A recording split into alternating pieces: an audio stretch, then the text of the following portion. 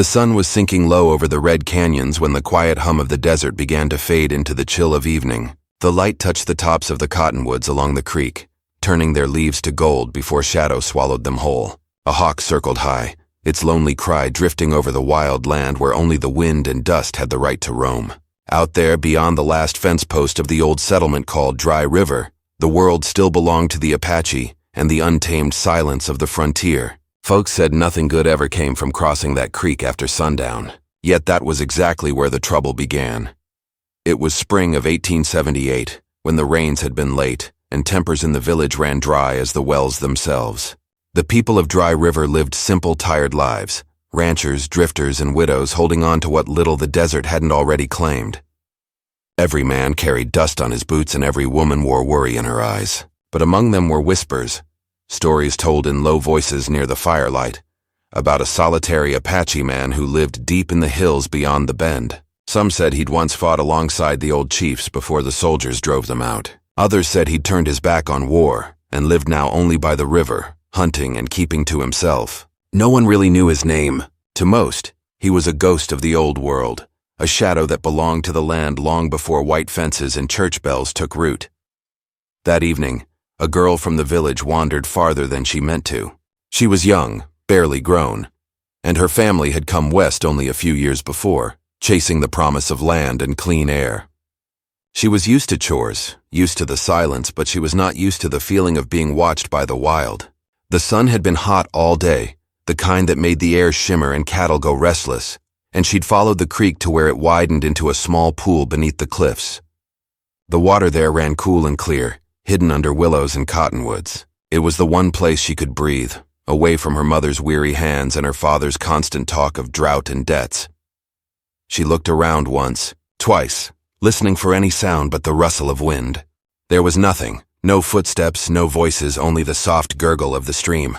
The world felt still, almost sacred. She slipped her shoes off, let her toes touch the cold water, and for a while she forgot about the village and its hard days. The sky glowed pink, and the first stars blinked faintly overhead. When she waded deeper, the water clung to her skin like glass. She didn't know that eyes were watching her from the shadows. Up on the ridge, the Apache stood motionless, his figure half hidden by the tall grass. He'd been tracking a wounded deer since morning, following its trail down from the canyon. And the last thing he expected to find was a girl, a settler's daughter, stepping into his river. The land beyond the bend had always been his refuge, a place where no one dared to wander. But now, as he watched her move through the water like she belonged to it, something inside him shifted. The old instincts warned him to leave, to turn away before she saw him, before the sight of him brought the soldiers or the law. Yet he didn't move, he only watched. The wind changed, carrying the faint smell of smoke from the village, and he knew she was not one of his kind. Her skin caught the last of the sunlight, and her hair clung to her shoulders. He looked away, tightening his grip on the bow he carried. He had lived too long alone to trust anything that came from across that creek. But fate, it seemed, had no patience for the careful distance he'd kept. A cry cut through the quiet, the girl's startled gasp echoing against the canyon walls. She'd slipped on a rock beneath the water, her ankle twisting sharply as she fell. The sound startled the birds from the trees, and for a moment she struggled to stand, the current pulling her toward the deeper part of the pool. The Apache moved before he could think. In 3 strides he was down the slope, through the brush, and at the edge of the water. By the time she turned, he was there, his shadow falling over her. She froze. For an instant their eyes met, hers wide with fear, his dark and unreadable. He reached out, steadying her arm to keep her from falling again. She tried to speak, but no words came. The stories she'd heard about his kind filled her head, the raids, the vengeance, the warnings whispered by her father. Yet his grip was gentle, not cruel. "You'll drown if you fight it," he said quietly, his voice rough like dry earth. She swallowed hard, nodding without meaning to. The current eased as he guided her back toward the bank, keeping her steady until her feet found the stones again. She stood trembling, unsure whether to thank him or run. The silence that followed was thick with something neither of them understood. He looked at her for a long moment, then turned to leave without another word. But as he took a step toward the woods, he saw the swelling around her ankle. She wouldn't make it far on her own, not with night coming and wolves roaming the ridges. He hesitated, torn between the instinct to disappear and the pull of something older, something human. The desert could be cruel to the helpless, and though he owed nothing to the settlers, he could not bring himself to leave her there. When she tried to walk, she stumbled again, biting back a cry. He caught her before she hit the ground. The look in her eyes then was not fear. It was exhaustion, confusion, maybe a faint trust she didn't yet understand. "Your people?" he asked quietly. She shook her head. "Too far," she said. He stood silent for a long time, then finally lifted her into his arms. She gasped, startled, but his expression stayed calm, almost solemn. The last light had faded, and the path through the canyon was already swallowed by shadow. He carried her toward the hills, his steps sure and quiet, the rhythm of his breath steady against the wind. The girl didn't resist. Somewhere deep down, she knew that going back alone in the dark would mean death. By the time they reached his cabin, a rough shelter built of pine and stone tucked between cliffs, the stars had come out in full.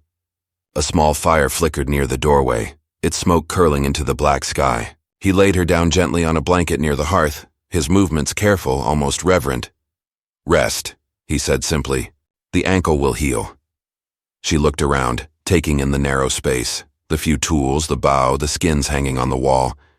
Everything smelled of smoke and pine and something older than she could name. "Why are you helping me?"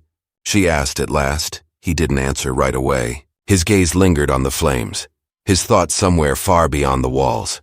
"Because the land remembers mercy," he said finally, his tone low. "And I once forgot it."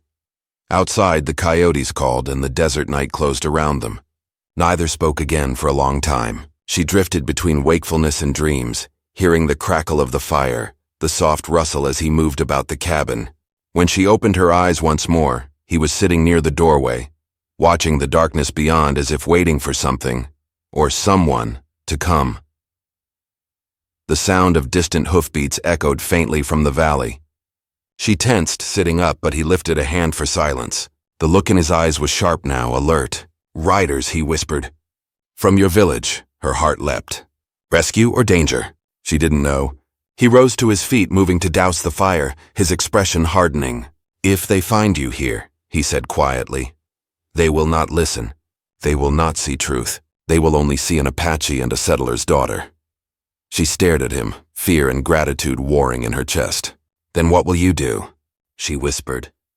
He looked toward the door, the moonlight catching the scar along his jaw. "Whatever I must," he said, his voice steady but heavy with something unspoken. Outside, the hoofbeats grew louder, the sound of men shouting carried on the wind. Inside the cabin, the fire's last ember died, leaving only shadows, and the uncertain breath between two worlds about to collide. The sound of hoofbeats grew clearer, beating against the stillness of the canyon like drums of judgment. The girl clutched the edge of the blanket around her shoulders, her heart racing faster than the riders drawing near.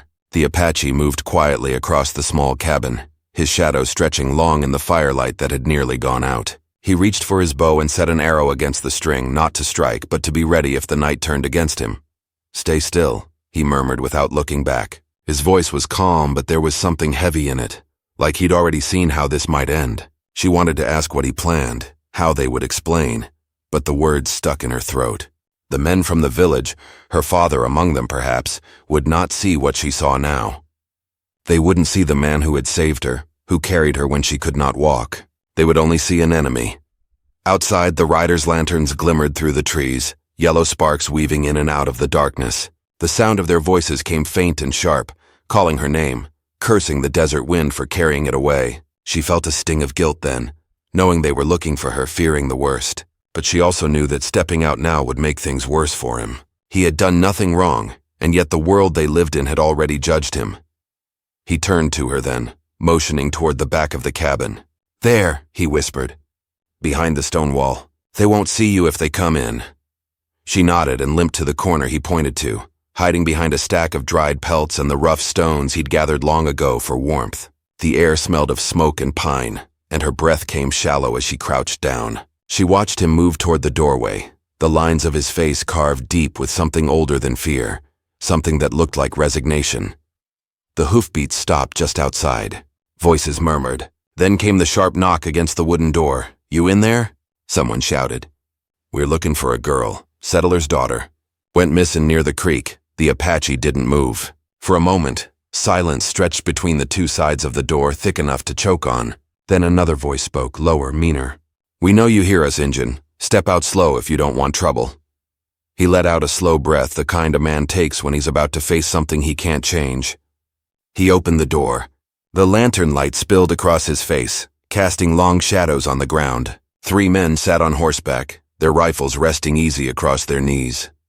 One of them, a tall man with a hat pulled low, spat into the dirt. "Heard tell you've been hanging round the river," he said, his tone flat and dangerous. "Now the preacher's girl's gone missing." Funny thing that the Apache didn't answer. His eyes flicked to the horses, to the rifles, to the man's belt knife, measuring every inch of danger in front of him.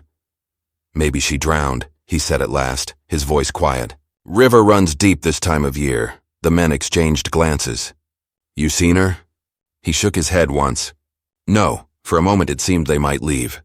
Then the man on the left, young and eager to prove something, kicked his horse forward and leaned down. "Mind if we take a look inside?" he asked, though it wasn't really a question. The Apache stepped slightly to the side, blocking the view into the cabin. "No need," he said simply. The young man frowned. "You got something to hide?" "I got peace to keep," he said. That was enough to light the fire in the man's temper. He swung down from the saddle, boots crunching on the gravel. "I ain't asking again." Before he could take another step, the older man, the one with the low hat, raised a hand. "Leave it," he said. "Ain't worth the trouble tonight. If he'd done something, there'd be signs." The younger one glared but obeyed, climbing back into the saddle with a scowl. "If we find out you're lying, Injun," he muttered, "there won't be no talking next time." They turned their horses, lanterns swaying like fireflies in the dark, and rode off toward the creek. The sound of their departure faded slowly, swallowed by the endless hum of the desert. Only when silence settled again did the Apache close the door. The girl rose from her hiding place, her legs trembling. "You could have been killed," she said softly. He looked at her, expression unreadable. "So could you." She didn't have an answer to that. She stood there for a while, her eyes catching on the small things around the cabin. The carefully stacked wood, the worn blanket folded near the fire, the smooth stones carved with old tribal marks. Everything spoke of years lived alone in quiet and exile. She wondered what stories the walls could tell, what ghosts might linger here with him. "Why do they hate you so much?" she asked after a while. He didn't turn around. "Because they don't remember," he said. "They built their homes on the bones of what was here before, and it's easier to hate what you fear than to understand it." His words hung in the air, slow and heavy. She thought about her father, who had once told her that the Apache were savages, killers who'd struck without reason. But now, standing here, she couldn't reconcile that with the man who had just risked his life to protect her. She sat near the hearth, pulling the blanket tighter. "What's your name?" she asked quietly. He hesitated before answering. "They once called me Gray Hawk." She repeated it softly, almost like a prayer. "Gray Hawk." It suited him, the stillness, the watchful way he moved. He poured water from a clay jug into a small bowl and handed it to her. "Drink," he said. "You'll need strength. Tomorrow when the sun's up, I'll take you back near the village." She nodded, but her chest tightened at the thought. "They'll think you took me," she said. "I know." "Then why would you risk it?" He met her gaze, and for the first time she saw something break through his calm, a flicker of old pain. "Because once," he said, "someone saved me when I didn't deserve it." Maybe the land remembers that too. The night grew colder. Coyotes called from somewhere far off, their cries rising and falling like the breath of the earth itself. She couldn't sleep, not really. Every time she closed her eyes, she saw the men's faces. The suspicion burning there, and wondered how things had come to this, how kindness could be mistaken for crime. At dawn, Greyhawk stirred the fire back to life. The smell of smoke filled the small space again. He handed her a strip of dried meat and helped her wrap her ankle. The swelling had gone down, but the pain still flared when she tried to stand. "We'll move slow," he said. "There's an old trail north of the river. They won't see us if we keep to the rocks." She wanted to argue, to tell him to leave her closer so no one would find him, but he had already decided. She could see it in the quiet set of his shoulders. As they walked, the morning light broke across the land, painting the red cliffs gold. Birds sang from the trees, and the world felt almost peaceful again, though both of them knew that peace never lasted long here. They stopped by the edge of a ridge, where the land dipped down toward the settlement. Smoke curled from the chimneys below, and the faint ring of a hammer carried on the wind. "This is far enough," he said, keeping his distance. "Your people will find you." She turned to him. "And you? What will they do if they see you?" He looked toward the horizon. "What they've always done," he said. "But it doesn't matter. I'll be gone before the sun is high." She didn't want to leave it like that. "You could come with me," she said, almost pleading. "They'd listen if I tell them what happened." He shook his head slowly. "They won't listen. The world's not ready for that kind of truth." She opened her mouth to protest, but the sound of distant riders broke the morning calm again. He stepped back, fading toward the trees. "Go," he said firmly. "Now," she hesitated, tears stinging her eyes. "Will I see you again?" He paused, his gaze softening just for a heartbeat. "If the river allows it," he said. Then he was gone, vanishing into the brush like smoke on the wind. She turned toward the valley, limping slowly down the slope as the voices of her people called her name once more. When they found her, they rushed to her side, wrapping her in blankets in relief. But behind their concern lay suspicion, the kind that doesn't fade. She saw it in her father's eyes when she told them she'd fallen, and someone had helped her. He asked who, but she couldn't bring herself to say, not yet. That night, as the stars rose again over Dry River, she stood by her window, looking toward the dark hills where his cabin must be. The wind carried faint echoes of the wild, the same sound she'd heard by the creek that first day. And deep in her heart, she knew that this was not the end of their story, only the beginning of something the desert itself had stirred awake. The days that followed her return to the village passed under a cloud of whispers. Folks in Dry River had always found something to talk about, but now their voices carried sharper edges. Some said she'd been taken by the Apache and somehow escaped. Others claimed she'd gone out there willingly and made up a story to hide her shame. Only she and Grey Hawk knew the truth, and that truth had no place in a town where fear spoke louder than reason.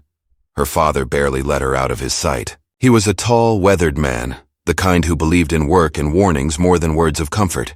When he looked at her now, she saw something different in his eyes, a mix of worry and quiet anger. He didn't ask her much, but every night, she could feel him studying her, trying to decide what parts of her story didn't fit.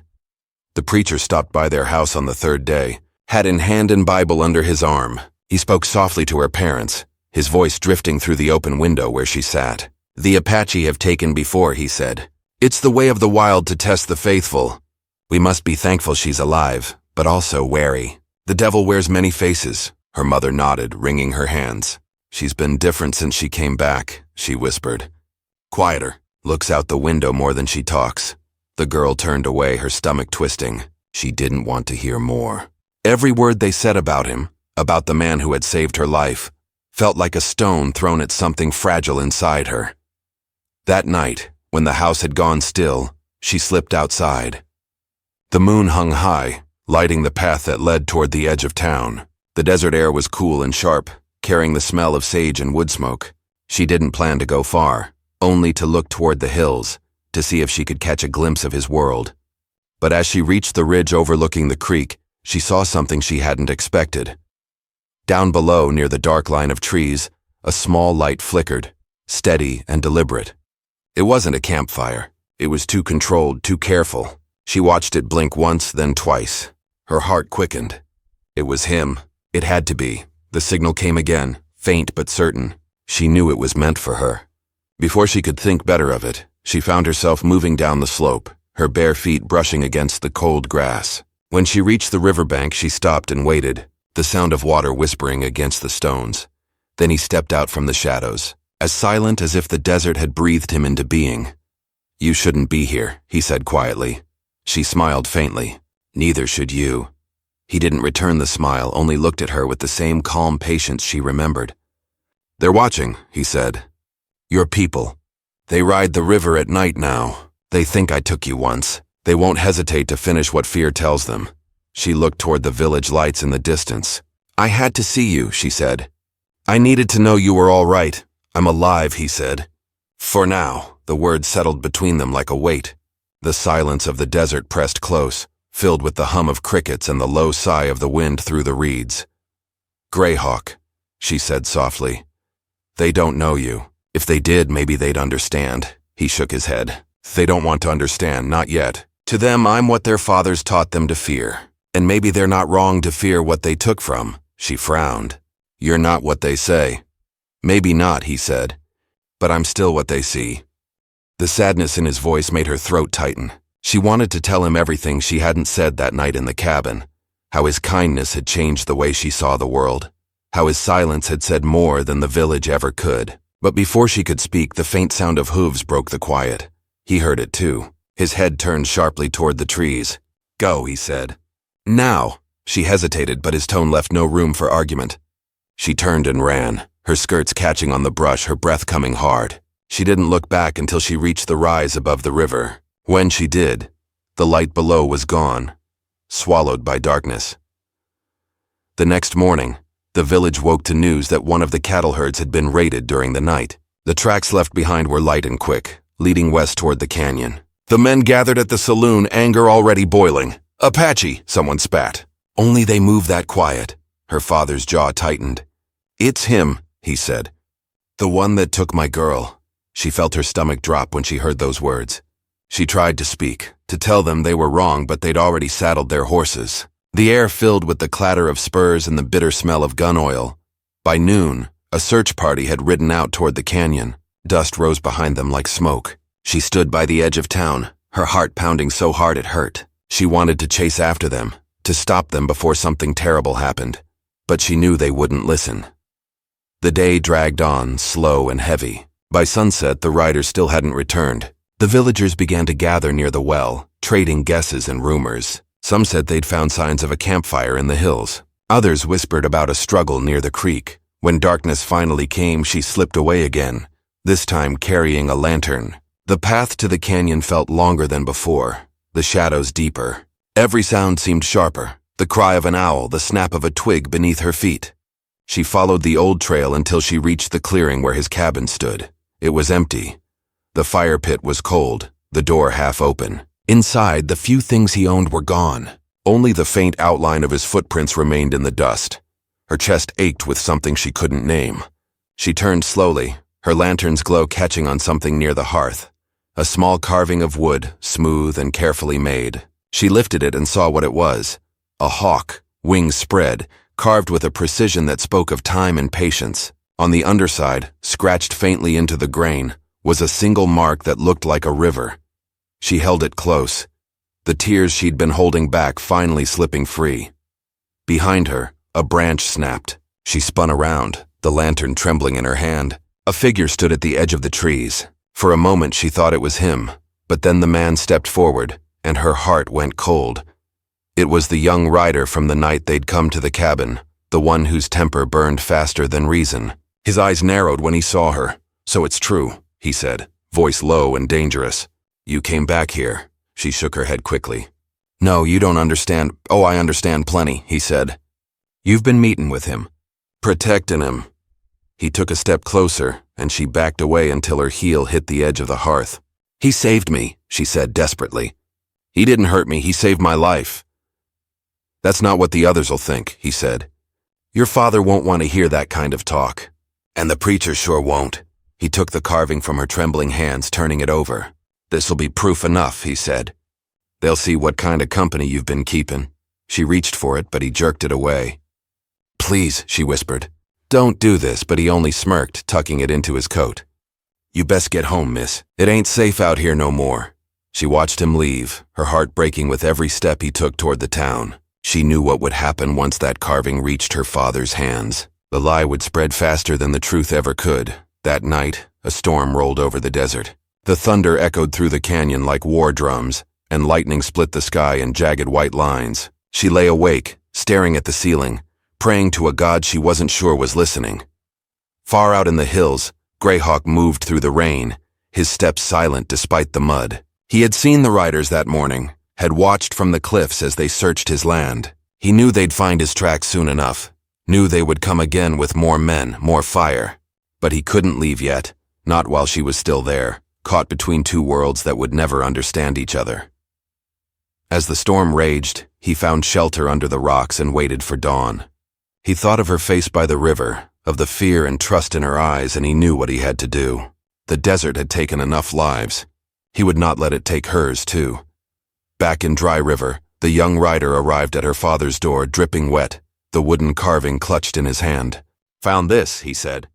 "At the Apache's place." She was there. Her father stared at it for a long time. Then he looked at his daughter, his face pale and unreadable.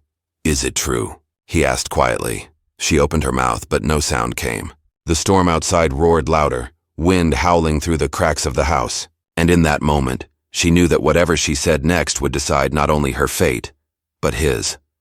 The storm broke by dawn, leaving the land washed clean but tense with the silence that follows chaos. The sky hung low and gray, and the streets of Dry River were slick with mud. Folks came out slow that morning, stepping over puddles and whispering about what they'd heard in the night. The preacher's bell rang early, calling people to gather, though no one quite knew what for. Inside her father's house, the air felt just as heavy. He sat at the table, the wooden carving resting in front of him like a piece of evidence that had already passed judgment. Her mother moved quietly around the room, her face drawn and pale. The girl stood by the window, staring out at the hills where the clouds still clung like smoke. Her father's voice broke the silence. "You went back there," he said, not asking but stating it as fact. She turned, her hands trembling. "I went because I needed to understand." Because he what?" her father snapped. "Because he bewitched you? You think those people care about us? About decency?" "He saved me," she said, her voice breaking. "If it weren't for him, I'd have drowned that night. He carried me to safety. He did nothing wrong." Her father slammed his fist against the table, the sound sharp enough to make her mother flinch. "He took you!" "You don't see it, but he did. You're too young to understand what that means." Tears filled her eyes, but she didn't look away. "You're wrong. He didn't hurt me. He protected me from your own men when they came with guns." For a long moment, her father said nothing. Then his voice dropped low, dangerous. "He's still out there. You brought him here. If I let that go, this whole town will burn with talk and shame. The preacher's already stirring folks. They'll ride by nightfall." She felt her chest tighten. "You can't," she whispered. "He hasn't done anything."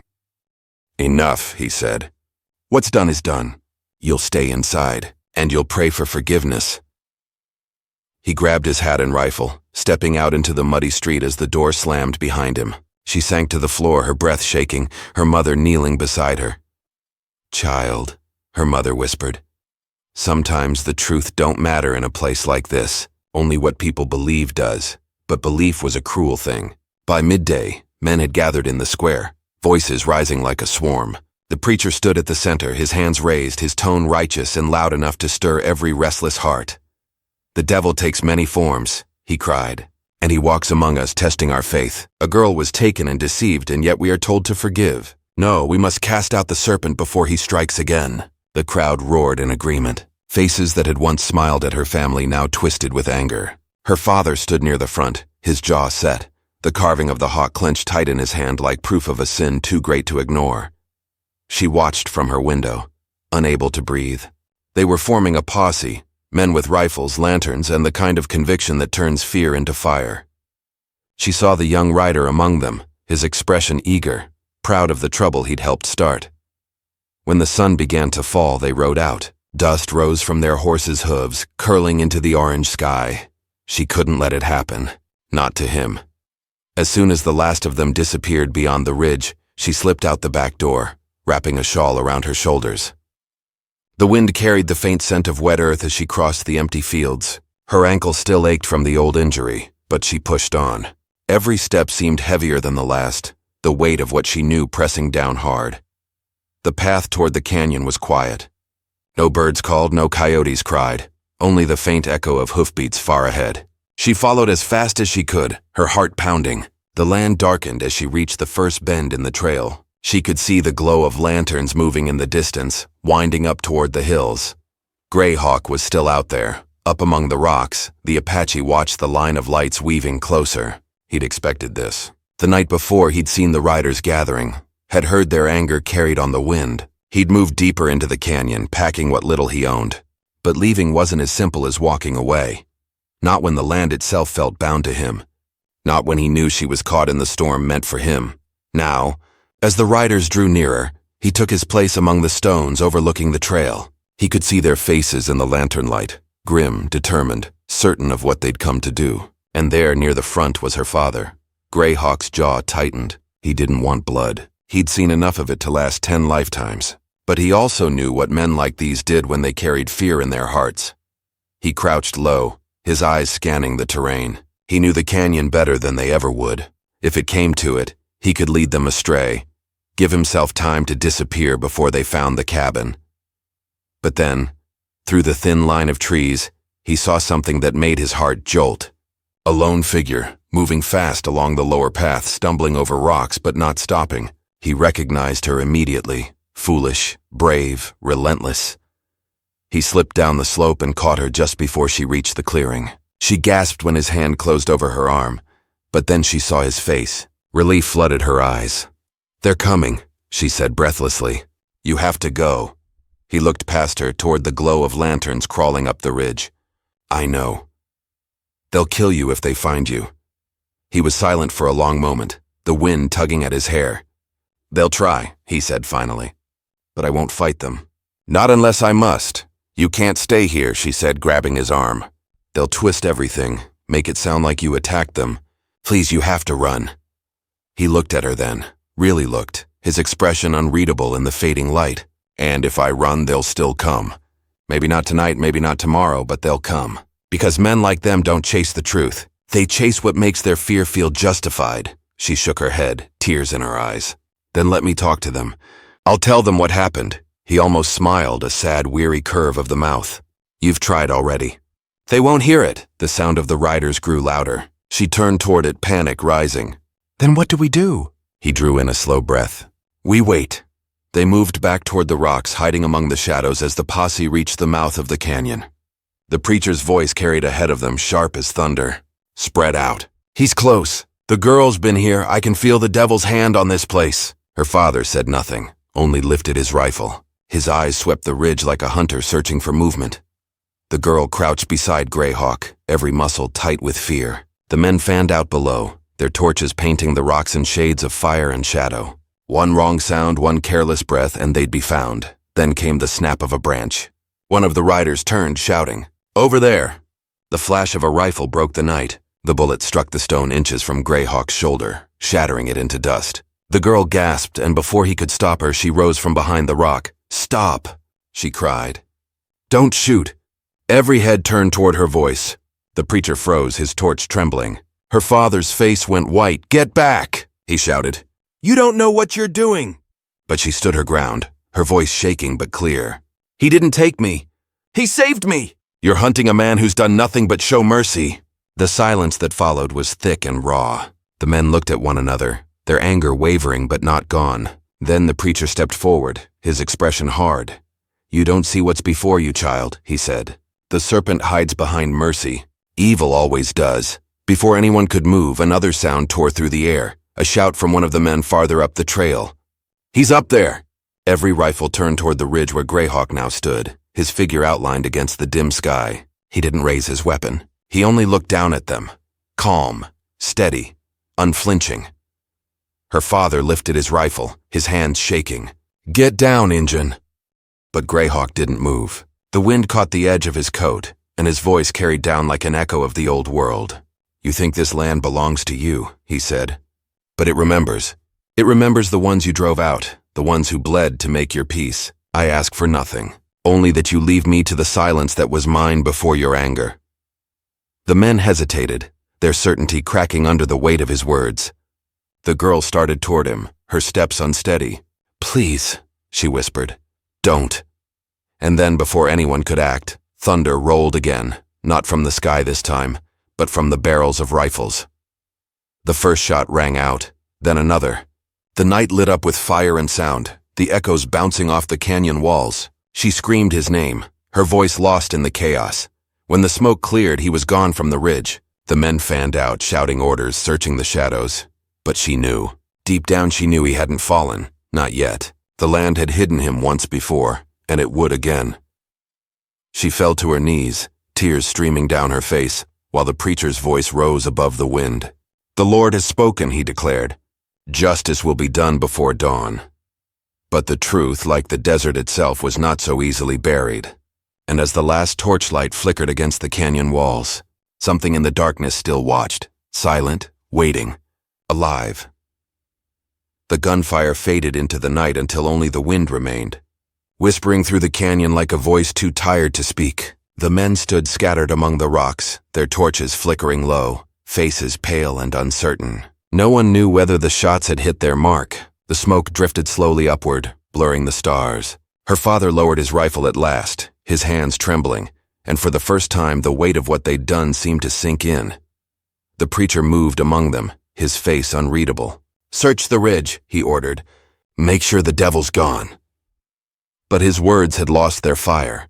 The crowd that had once burned with fury now seemed to flicker with doubt. The girl stood frozen, her shawl clutched tight around her shoulders. Her eyes searched the rocks, hoping, praying for a sign.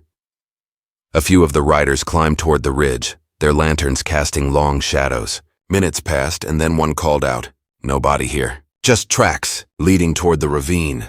The preacher's mouth tightened, but he said nothing. The girl's father turned away, pressing a hand to his face. He'd wanted justice, but all he could feel now was the hollow ache of something broken that couldn't be mended. As the men began to drift back toward their horses, the girl slipped away from them, her steps silent. She followed the tracks up the slope, ignoring the voices calling her name. The path grew narrow and rough, the stones still warm from the gunfire. At the edge of the ravine, she stopped. There, by the fallen mesquite, lay his rifle and the small wooden carving of a hawk. No blood, no body, only the faint imprint of boots leading deeper into the brush. Her breath caught in her throat. She picked up the carving and held it to her chest. The wood was still warm, as though his hands had just left it. She looked out across the canyon, where the dawn was beginning to color the sky in pale gold. The wind carried the scent of rain and dust. Somewhere out there, she felt, he was still moving, still alive. Back in Dry River, the town woke to uneasy quiet. The preacher didn't speak at the morning bell, and the men who'd ridden out the night before avoided each other's eyes. The story of what happened spread fast, though every retelling grew softer, uncertain, like no one wanted to claim it anymore. Some said the Apache had vanished into the cliffs. Others swore they'd seen him on the far side of the river at dawn, walking toward the desert. Her father sat alone on the porch that morning, the rifle resting across his knees. When she came home, her dress torn and her face streaked with dust, he didn't speak at first. The silence stretched between them like a wound. Then quietly he said, "You found him, didn't you?" She didn't answer. She placed the wooden hawk on the table beside him and stepped back. The carving caught the light, its wings spread wide. Her father looked at it for a long time, then ran a hand over his face. "I thought I was doing right," he said softly. "Protecting you, protecting this town. But I don't know anymore what right means." She sat beside him, her voice barely above a whisper. "He wasn't your enemy." "I know," he said, "but I was too proud to see it." The preacher left town a week later, riding north without a word. Folks said he went looking for another place to preach, one where his voice could still command belief. But Dry River changed after that. The fear that had once bound the people together seemed to fade, replaced by something quieter, shame maybe, or the slow realization that they'd nearly destroyed an innocent man.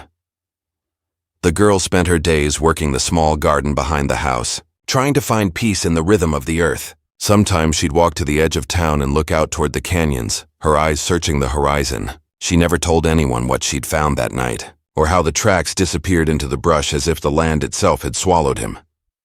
One evening, months later, as the summer sun dipped behind the hills, she found a bundle left by the fence. Inside was a small piece of cured leather, wrapped carefully around a single eagle feather. She held it in her hands, her breath catching.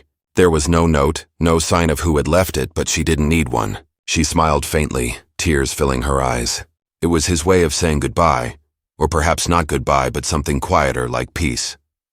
Her father saw her holding it and said nothing.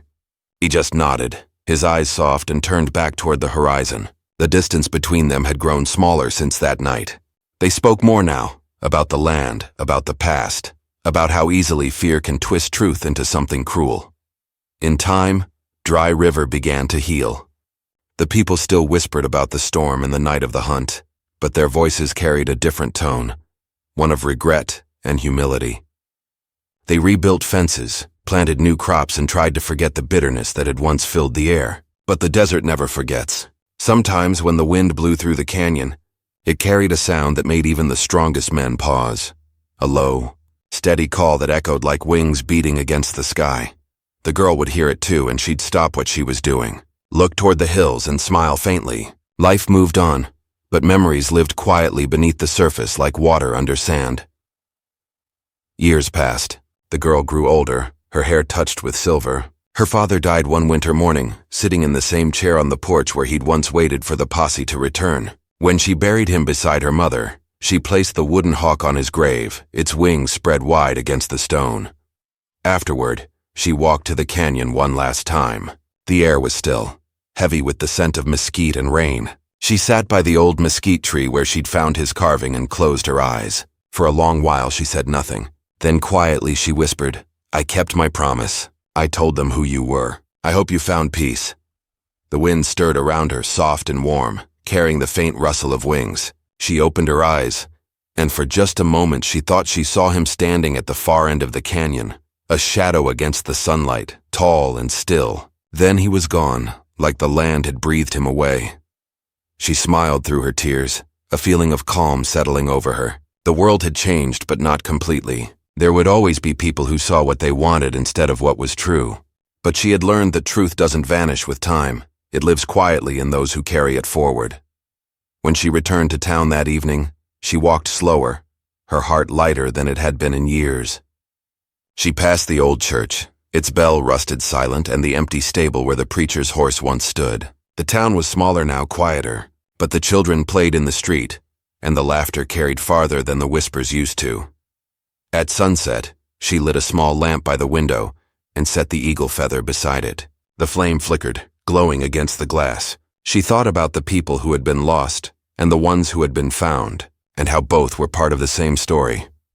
That night, as she lay down, she dreamed of the canyon, not of the gunfire or the fear, but of open sky and the sound of wings overhead. The wind moved softly, and the land looked whole again. In the end, Dry River became just another name on an old map, a place where dust and memory met. But for those who remembered, it was a lesson carved deep into the earth, a reminder that hate burns fast and mercy endures. The girl who once stood against a mob became a woman who spoke gently of courage and forgiveness. And somewhere beyond the hills, where the desert met the stars, a hawk still circled in the fading light, watching over the land that had finally learned to be still. The story of Dry River lived on, passed quietly from voice to voice, reminding all who heard it that even in the harshest places, kindness leaves its mark, and that sometimes the truest justice is found not in vengeance, but in understanding.